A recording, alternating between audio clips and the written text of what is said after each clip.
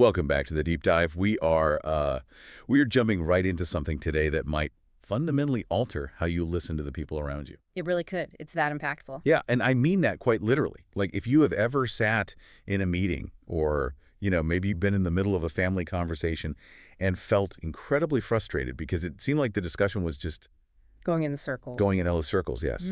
Just around and around. Today's material is going to give you a completely new lens on that exact experience. Right, because we are working with a single, highly concentrated piece of writing today. Just one source. Exactly. It is a brief Substack excerpt by Jaime Hoerricks, PhD, and it's actually part of a larger series, specifically episode 544. Titled Internal Architecture, Preparing the Field. Yeah, and it is a remarkable piece of text to examine. We are looking at a highly intentional, very specific approach to communication here. Where the form of the writing is designed to match the function of the mind it's describing. Exactly. This excerpt serves as a primer, or, almost a warning for the reader about how to engage with the larger series. The subtitle of the piece gives us a bit of a roadmap for our mission today. It reads, Recursion, Auto Theory, and Preparing the Ground for a Field Guide to Gestalt Minds. Which is a lot to unpack. It is. So our goal for this deep dive is to figure out exactly what Hoerricks is laying out here. We're going to explore how Gestalt minds process information, how this series has been analyzing autism's diagnostic criteria. And this is the key part. Right. Most importantly, we're going to unpack why a communication style that appears to be going in circles from the outside is actually achieving something profound on the inside. Which is such an excellent premise because this text demands that we challenge the very foundations of how we expect information to be delivered to us. We are so conditioned. We are. We are conditioned to expect communication to follow a specific, highly regimented set of rules. And this piece asks us to recognize the limitations of those rules and to validate the architecture of an entirely different way of making sense of the world. Okay, let's unpack this. Yeah. Because to truly grasp this new framework, we really have to look closely at the old one. The one we are all used to. Exactly. The text introduces the concept of the analytic argument. Mm-hmm. And Hoerricks writes that readers who are accustomed to analytic argument have a very specific expectation. They expect essays to proceed like steps on a staircase. The staircase metaphor, it is doing a lot of heavy lifting here, and I think it's worth exploring deeply. Let's do it. Think about the physical design and the purpose of a staircase. It's an entirely linear construct, right? Right. You place your foot on step 1, you elevate. You place your foot on step 2, you elevate again. The entire purpose of the structure is upward-forward momentum. And the implicit rule of a staircase is that you never go backward. Once you clear a step, you are done with it. You leave it behind. Going backward would be, well, it would be inefficient. That is the core of the analytic argument. In that traditional format, each section of a piece of writing or each point in a conversation is expected to advance cleanly beyond the last. You introduce an idea, you prove it, you put a pin in it. And you move on to the next distinct idea. Yeah. Exactly. It is a straight A to B to C progression. We are taught to strip away anything that doesn't serve that forward momentum. We really are. We are actively taught to eliminate repetition, because returning to ground you have already covered is viewed as a flaw in the argument. When I first read this landscape metaphor, I immediately thought about how I try to solve problems in my own life. I am definitely a staircase person.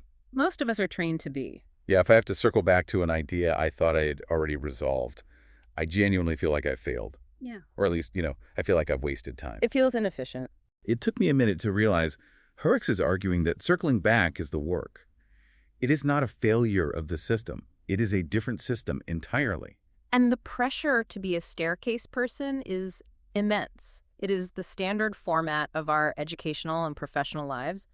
But Hoerricks is drawing a sharp contrast here. A very sharp contrast. The series this excerpt introduces was never meant to move in a straight line, and the author is explicitly warning the reader about that. Right. The text notes that if you noticed repetition across the pieces in the series, if you saw ideas resurfacing, yeah, metaphors returning or questions being asked again from slightly different angles, none of that was accidental. None of it.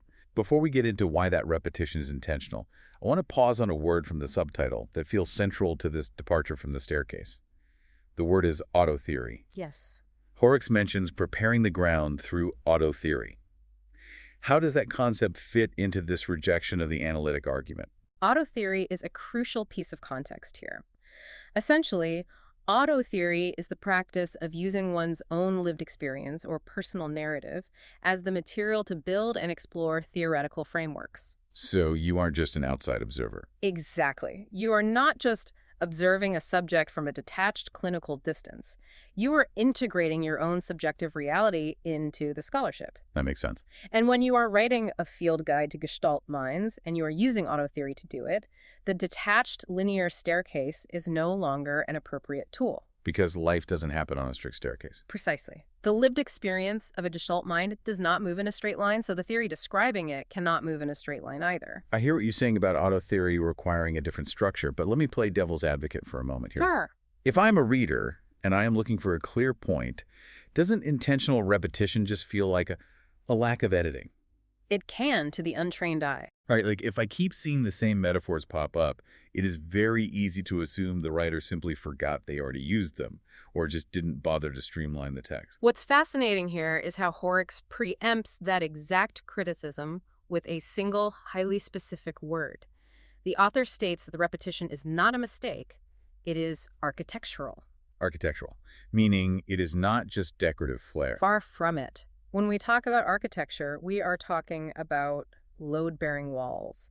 We are talking about the foundation that prevents the entire structure from collapsing. So the repetition is holding the piece together. Hoerricks is arguing that for this specific type of exploration, tracing autism's diagnostic criteria through the lens of Gestalt processing, the repetition is the load-bearing wall. Wow. The text explains that careful language and repetition are used intentionally as a system to stabilize meaning. Stabilize meaning. I want to linger on that phrase because it really highlights the difference between these two communication styles. It's a great phrase. If you are building an argument on a straight staircase, the meaning is stabilized by the sheer force of linear progression.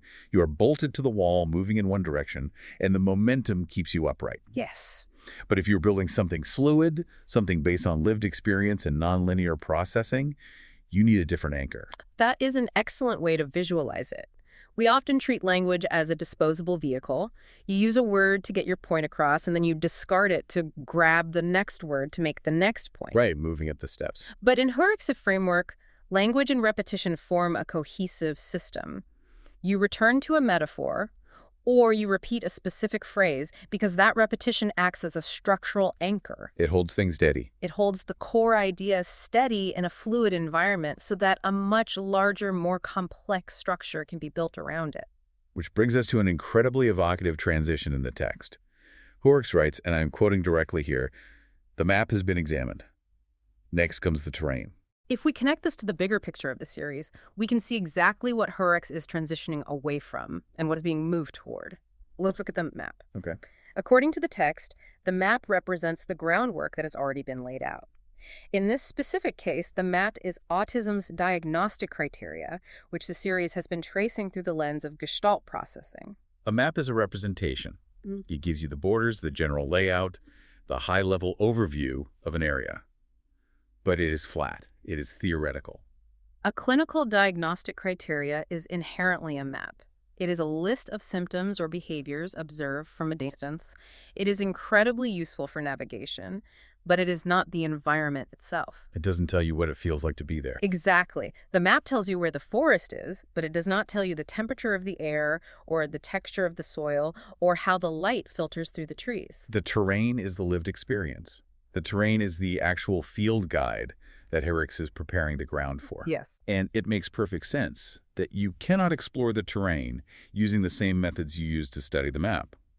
You can trace your finger in a straight line across a piece of paper.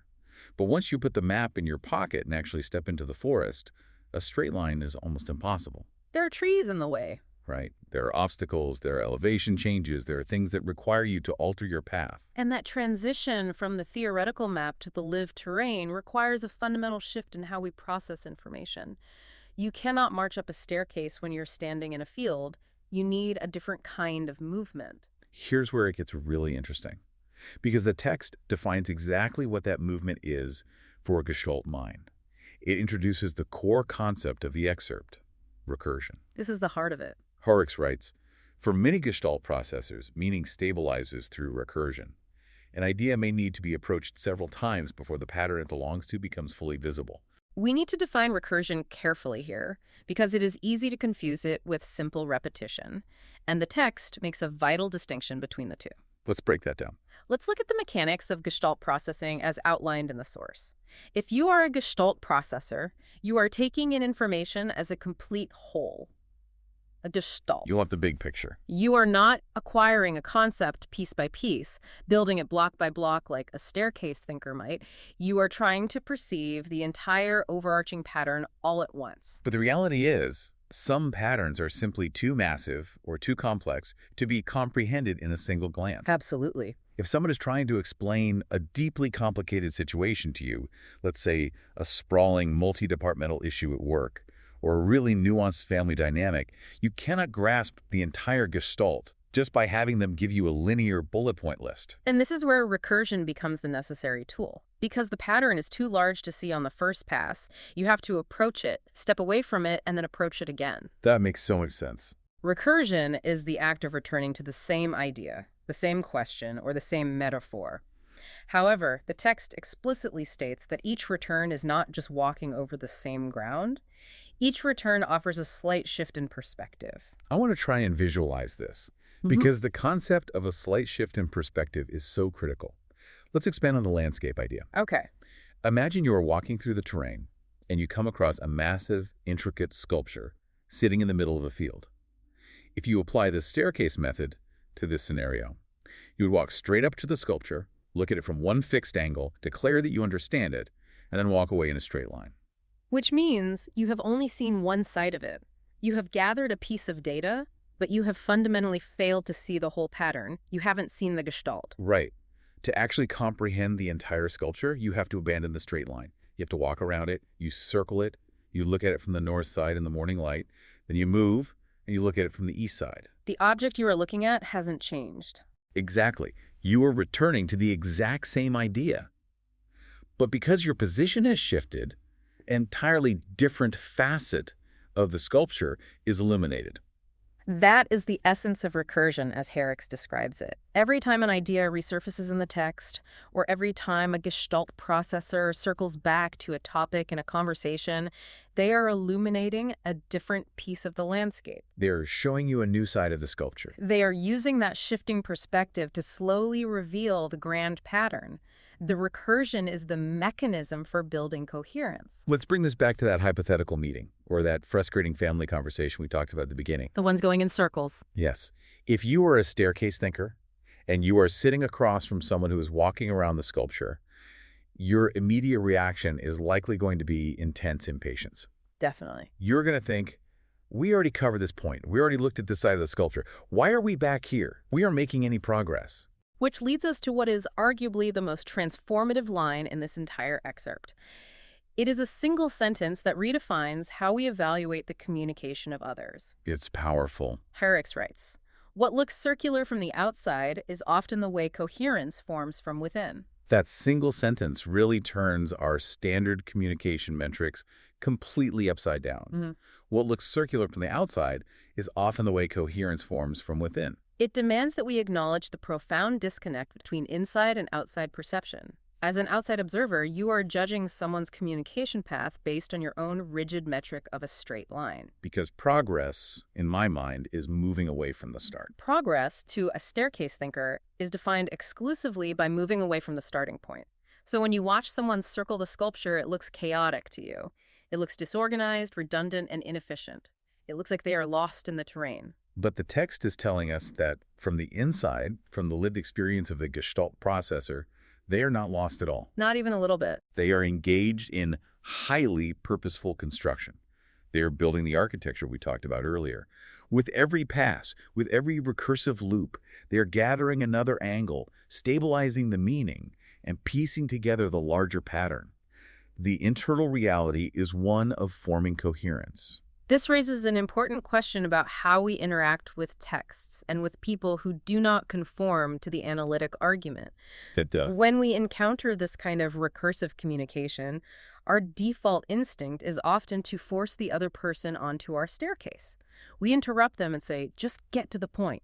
We try to flatten their terrain back into a map. I'm definitely guilty of that. We all are. But Hoerricks' work suggests that by doing so, we are actually destroying the very architecture they are trying to build. We are preventing them from showing us the whole pattern. It is a completely different paradigm for listening and reading. The staircase approach is entirely focused on getting to the conclusion as fast as possible. You strip away everything but the bare minimum required to advance. But the recursive landscape is about deep, holistic understanding. It is about fully mapping the terrain before you decide you're finished with it. And if your objective is to create a field guide to Gestalt minds, if you are trying to accurately represent how that specific type of processing works, you simply cannot write it using a staircase. It wouldn't be authentic. The form has to mirror the terrain. You have to utilize recursion. You have to rely on careful language and architectural repetition to stabilize the meaning. Anything else would be a misrepresentation of the lived experience. So what does this all mean for you as you go about your week? We consume so much information every single day, and we interact with so many different types of minds. Constantly. The next time you find yourself reading an essay or sitting in a discussion, and you feel that familiar irritation creeping in because the person isn't just getting straight to the point. The next time you feel like a conversation is endlessly circling the same topic, this deep dive can serve as a mental circuit breaker. It is an invitation to pause and reconsider your own metrics for progress. Take a breath. Remind yourself that the person communicating with you might not be disorganized. They might not be trying to waste your time. They might just be building something different. They might be a Gestalt processor. They might be returning to a concept because they need to illuminate a different part of the landscape. They're using recursion to stabilize meaning so that both of you can eventually see the full pattern. To synthesize what we have unpacked today from Dr. Hoerricks' highly concentrated excerpt, we are being asked to recognize the limitations of the analytical staircase and to appreciate the value of the recursive landscape. That's the core of it. We have explored how repetition, rather than being a flaw in editing, is actually architectural. It's a load-bearing system that holds up complex ideas in an auto-theoretical framework. We've seen the crucial difference between studying the map of diagnostic criteria and walking the terrain of lived experience. The map is not the territory. Exactly. And above all, we have highlighted the necessity of understanding that coherence forming from within often looks like a circle from the outside. It really is a massive shift in how we interpret the world around us. So before we sign off, I want to leave you with a final, provocative thought to mull over. Something to carry with you into your next meeting or your next deep conversation. I'd love to hear it. If we can actually train ourselves to let go of the staircase, if we can stop demanding that every piece of writing and every interaction be a strict, linear progression, what hidden patterns and what entirely new landscapes of understanding might we suddenly be able to see in the people around us? That is a phenomenal question for them to take away from this analysis. Thank you so much for taking this deep dive with us today. We love breaking down these rich, complex sources and exploring these new terrains with you. Keep looking for those hidden patterns, and we will see you on the next deep dive. Goodbye.